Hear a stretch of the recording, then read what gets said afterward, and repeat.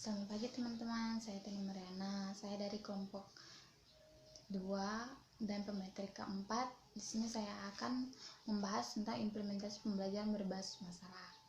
Nah, seperti yang kita ketahui, dalam implementasi pembelajaran berbasis masalah ini, di mana siswa dibentuk dalam kelompok dari 3 sampai 5 orang.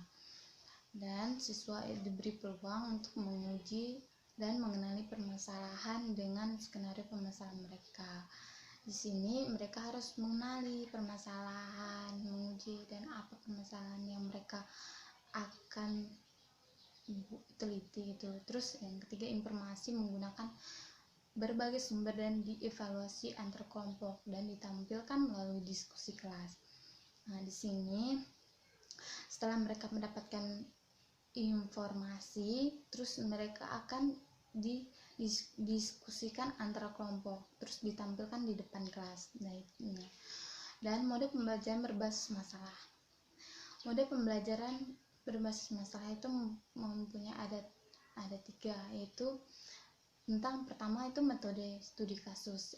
Metode studi kasus yaitu kita memiliki langkah untuk meneliti sebuah kasus. Yang kedua, kita harus melakukan pendekatan berdasarkan pemecahan masalah.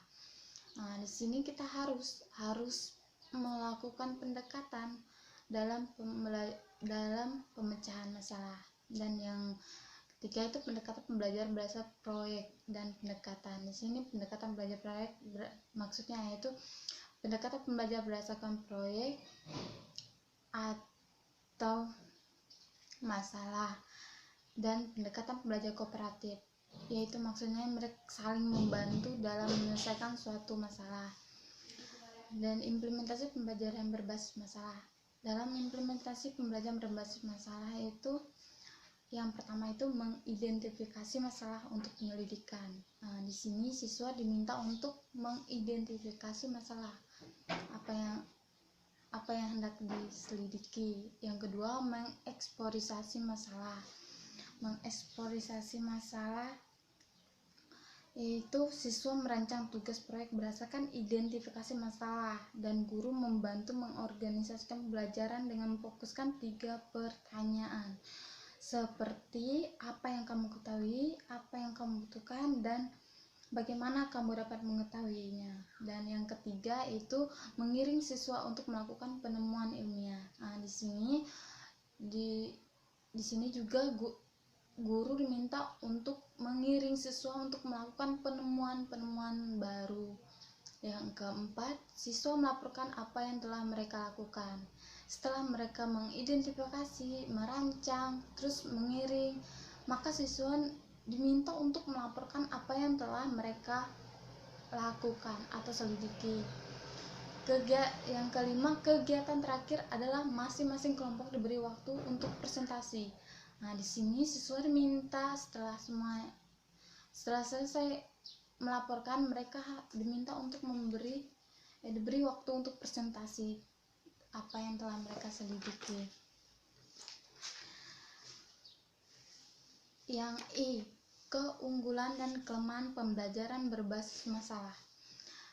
Keunggulan pembelajaran berbasis masalah itu pertama, pemecahan masalah merupakan teknik yang cukup baik untuk lebih memahami isi pelajaran. Nah, di sini baik dia untuk memahami pemecahan masalah. Yang kedua, pemecahan masalah dapat menantang kemampuan peserta didik serta memberikan kepuasan untuk menemukan pengetahuan baru. Di sini siswa itu bisa memiliki kepuasan untuk menemukan pengetahuan yang baru gitu. Yang ketiga, pemecahan masalah dapat meningkatkan aktivitas pembelajaran peserta didik. Di sini dalam pemecahan masalah dapat meningkatkan gimana dalam pemecahan masalah ini siswa itu diminta berpikir kritis untuk menyelesaikan penemuan atau penyelidikan tersebut. Yang keempat, pemecahan masalah dapat membantu peserta didik bagaimana mentransfer pengetahuan mereka untuk memahami masalah dalam kehidupan nyata. Di sini juga pemecahan masalah itu dapat gimana cara kita mentransfer apa yang telah kita ketahui kepada orang lain dalam kehidupan kita. Yang kelima itu pemecahan masalah dapat mengembangkan pengetahuan barunya dan bertanggung jawab dalam pembelajaran yang mereka lakukan. Di sini dalam pemecahan masalah mereka apa yang telah mereka selidiki, apa yang telah mereka lakukan, mereka akan bertanggung jawab dengan apa yang telah mereka lakukan. Terus yang ke-6 atau F, pemecahan masalah dianggap lebih menyenangkan dan diskusi peserta didik. Di sini pemecahan masalah yang menyenangkan karena menemukan hal-hal baru untuk berdiskusi itu lebih mudah atau lebih seru. Yang ke-7 atau G, pemecahan masalah dapat mengembangkan kemampuan peserta didik untuk berpikir kritis dan mengembangkan kemampuan mereka untuk menyesuaikan dengan pengetahuan baru.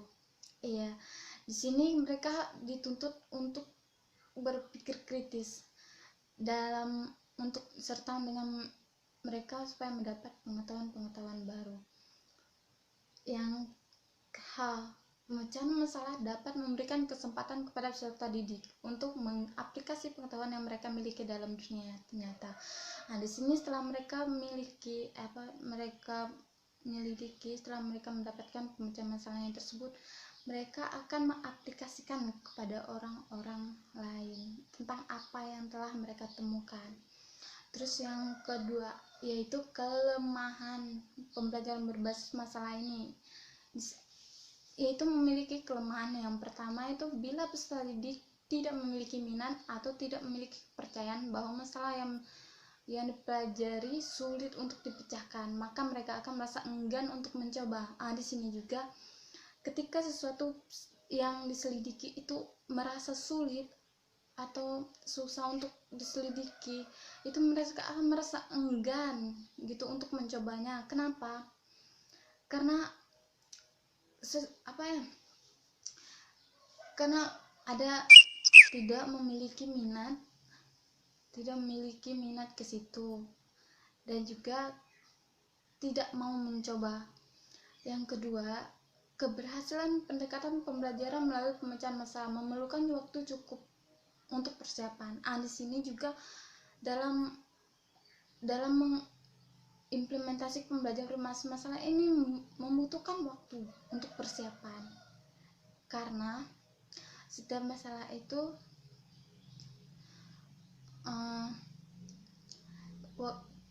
untuk menemukan atau menyelidiki suatu masalah itu memang memerlukan waktu. Yang ketiga, tanpa pemahaman mereka untuk berusaha memecahkan masalah yang sedang dipelajari, maka mereka tidak akan belajar dari apa yang mereka pelajari. Iya, mereka tidak akan mempelajari atau jika tidak berusaha memecahkan masalah, mereka tidak akan pernah belajar. Yang J, penilaian pembelajaran berbasis masalah. Di sini penilaian berbasis masalah itu penilaian hasil belajar atau outcome menggunakan metode konvensional yang tidak menggunakan tes tertulis atau berupa latihan soal-soal. Yang kedua penilaian evaluasi, yaitu melakukan evaluasi kinerja secara kelompok maupun secara individual, yaitu penilaiannya secara kelompok maupun individual. Yang ketiga, penilaian proses. Di sini memantau kegiatan peserta didik dari mengidentifikasi sampai pada pengambilan keputusan. Di sini kita dalam penilaian ini kita mengambil dari mengidentifikasi sampai dengan mengambil keputusannya. Terus yang terakhir yaitu penilaian tertulis. Penilaian tertulis ini juga sangat penting, yaitu untuk mengukur pengetahuan dasar dan keterampilan analisis terhadap fakta-fakta atau informasi tertentu. Di mana siswa diukur dalam pengetahuan dasar dan keterampilan menganalisis dari informasi tersebut. Sekian presentasi dari saya kurang lebihnya saya mohon maaf. Selamat pagi.